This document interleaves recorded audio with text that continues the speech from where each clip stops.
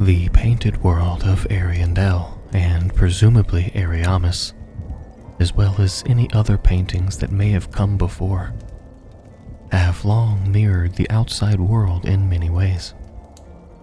The world within the paintings has cycles, just as the outside world does.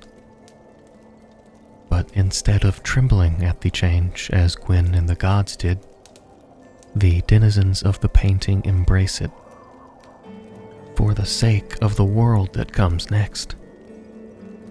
In the outside world, the fire fades, but has long been continuously rekindled so that the age of fire doesn't die.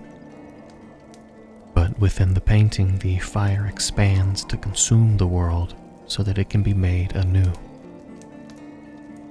Sleep well, and allow me to weave you a tale of a slave knight who would sacrifice all to create a true haven for humanity, safely tucked away from the flame. But first, this video is sponsored by Hero Wars. Let's try out a real diamond in the rough in the world of mobile games. I started playing Hero Wars. This is an online role-playing action game with a variety of PvP and PvE modes.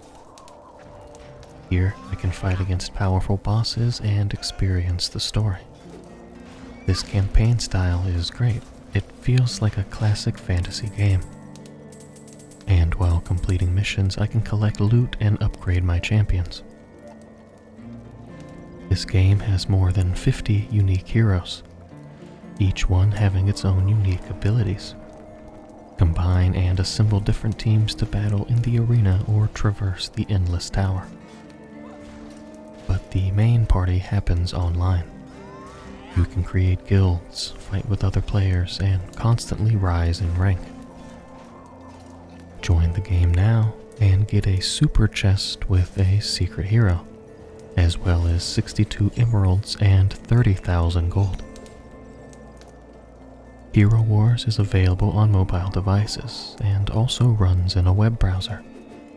Scan this QR code or download the game from the link in the description. I'll see you in game.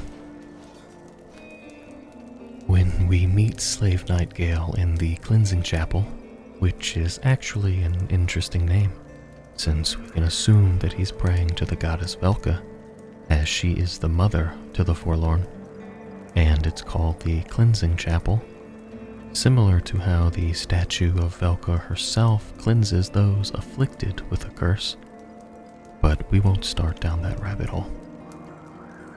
Gael asks us to show his lady, the painter, flame, so that it can burn the rot away and she can create a new painted world. And while in Dark Souls 1 we didn't really get involved in the outcome of the painted world in such a way, it's important this time around, as we'll soon learn that she intends to create a world with the Dark Soul itself. Gael also remarks that you have that same scent as the woman in reference to Friede, since you're both technically unkindled ash. And I think it's important to go over Sister Friede for a moment. Dark Souls has never really been a game about good and evil. Sure, things can look that way through certain perspectives, but I don't think those who we perceive as the bad guys are always necessarily bad. Take Friede, for example. By the way we see it, she came into the painting, convinced Father Ariandel to stifle the flame, and lords over it, not allowing things to change. Similar in a way to Gwyn, I suppose. Is that bad? Probably. Maybe from a lot of angles, but think about where Friede came from. One of the leaders of the Sable Church. She had dedicated her life to finding the Lord of Hollows and bringing on an age of man. She is also an unkindled, which means that she tried and failed to link the flame. Or probably more likely, she tried to wrest the flame from its mantle, as the Sable Church intended, and then failed, further evidenced by the burns upon her face. The whole ordeal of her failure was probably incredibly painful and embarrassing. Then the bells toll, and she finds herself back, scarred and haunted by her past, and the idea of having to return to it. So she runs and runs until she finds herself drawn into the painted world. Somewhere she's seemingly safe from the outside world. She convinces the father to hide the flame away, so now she doesn't have to worry about her responsibilities in the outside world or about being burned alive again, since she has basically outlawed the flame here in the painted world of Ariandel.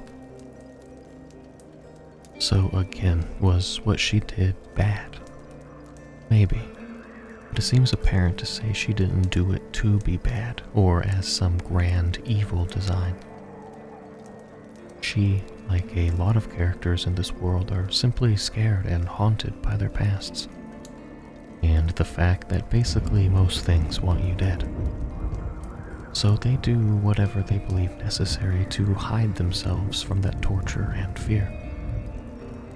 And I know this was a little off topic, but I've ruminated on that idea a lot, about there not necessarily being a good and evil in Dark Souls, and felt using an example of Sister Friede was at least in context with this video. Once we free the painter and defeat Friede, the world sets ablaze, and the painter waits for Gael to return to her with the pigment for her next world, the pigment of the dark soul of man, of which she says will be a cold, dark, and very gentle place. This description, I believe, is indicative of the true haven of humanity it will be. Cold and dark seems to imply the absence of flame, the one thing that has dictated all of life since the beginning. And to live within a world free of it would be quite freeing indeed.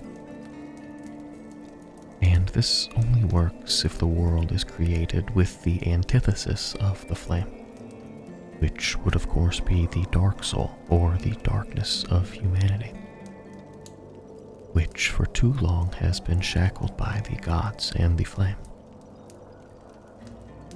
So a cold, dark, and gentle place quite accurately describes the dark soul.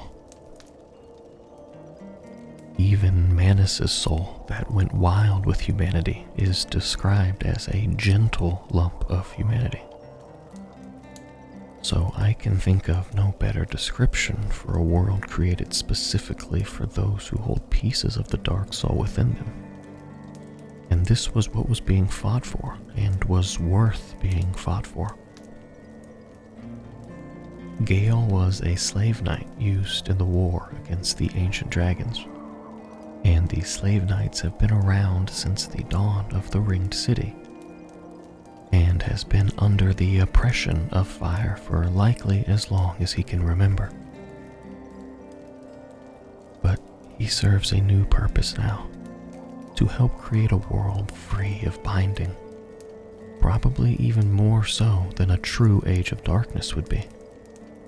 So he sets out to bring the dark soul to his lady. But ultimately we know he would fail, because we learn that the blood of the dark soul has long dried up, and could never be used as a pigment for painting.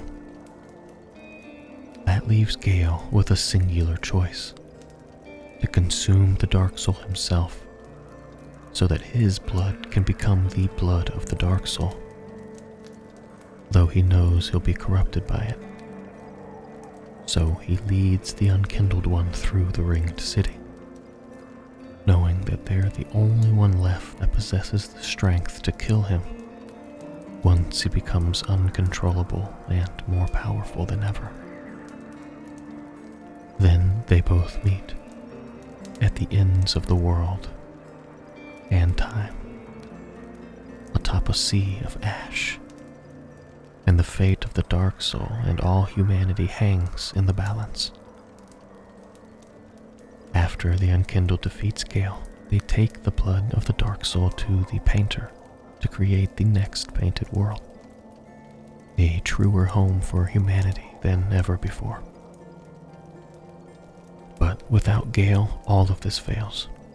Without his sacrifice, his knowledge of things that are and things to come, there would be no pigment, no new painting. Despite all that he had lived through, and perhaps all that he deserved, he made a sacrifice, not unlike Lord Gwyn, to make a better life for his people. But of course, in the context of our perspective of the world, Gael's sacrifice was for the better, while Gwyn's was for the worst. But all that begs is the endless debate of good and evil and how it can continue to exist in that world. But that matters not, I think. Dark Souls becomes largely about the story of the individual and their journey and fight. Not always for themselves, but for their families, their people, their religion, or the will of the individual. It's all about the collective tragedies of those who exist in this world. And as the spell Pursuers reads, the will feels envy, or perhaps love. And despite the inevitably trite and tragic ending, the will sees no alternative, and is driven madly towards its target.